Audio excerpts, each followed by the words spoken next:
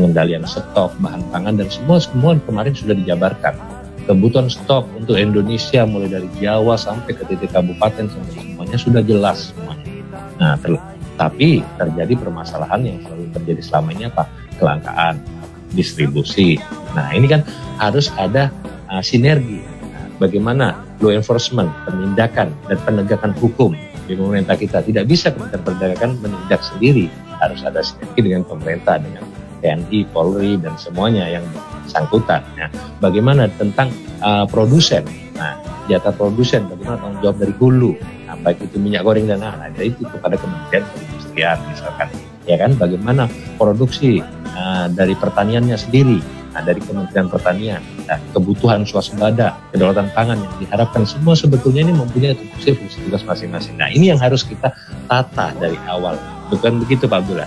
Nah, semuanya ditata dengan baik. Nah, melalui pengawasan dilakukan itu baru kita bisa merasakan benar-benar yang apa menjadi tujuan cita-cita Bapak Presiden. Saya yakin semua kementerian itu mempunyai tupoksi fungsi yang sudah dilakukan masing-masing. Tetapi sekali lagi yaitu ada yang perlu sinergi yang bersama sehingga dirasakan oleh masyarakat dengan maksimal. Nah, bagaimana dengan impor misalkan? Kalau perlu dari Kementerian Perdagangan siap saja kalau itu untuk kebutuhan domestik yang diutamakan. Misalkan bagaimana penataan tata niaga impor dan semua dari Kementerian Perdagangan sudah diatur tata niaga semet kebutuhan sudah ada, ya kan?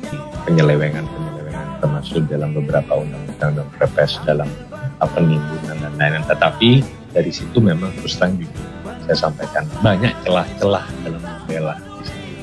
Sesuai dengan beberapa undang-undang itu ada yang dianggap penimbun itu harus minimal tidak boleh melebihi 3 bulan. Jadi kalau sebelum 3 bulan ditimbun itu masih aman. Nah, selalu celah-celah ini kan yang diambil ya. Nah, kalau itu namanya oligarki, mafia, kartel atau Netflix kalau kayak di film, saya yakin Mbak Pak Abdullah kita ini Indonesia kaya sumber daya alam. Khususnya kalau kita berbicara sawit.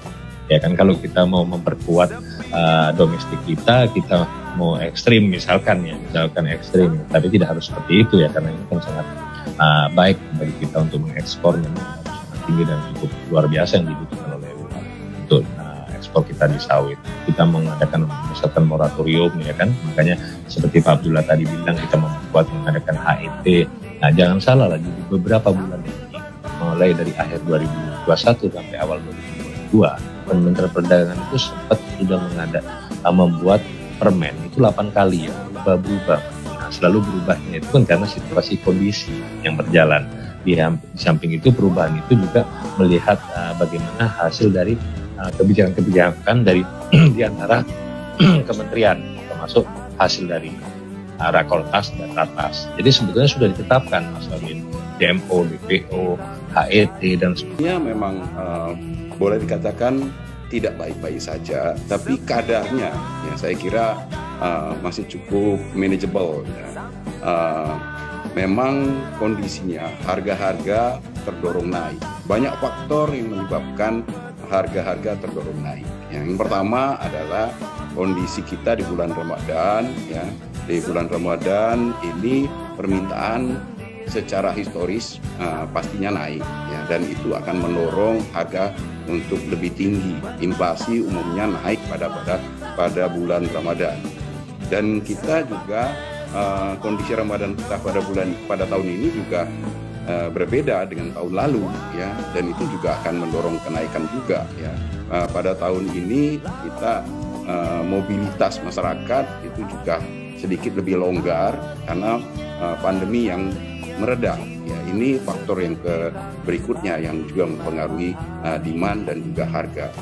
Kemudian yang berpengaruh juga adalah faktor global ya. Faktor global ini bahkan sebelum adanya perang Ukraina itu sudah mendorong harga-harga naik ya. Inflasi di negara-negara maju Amerika, Jerman itu sudah mengalami kenaikan sebelum terjadinya perang Ukraina. Nah, terjadinya perang Ukraina itu mengekskalasi, ya, meningkatkan hambatan di dalam global supply chain, ya, sehingga pasokan global itu terhambat dan harga merangkak naik. Ya. Ketidakpastian itu juga mendorong harga untuk naik. Nah, jadi kalau kita lihat di sini pasokan global terhambat, harga-harga barang-barang yang biasanya kita impor juga ikut naik. Jadi banyak faktor yang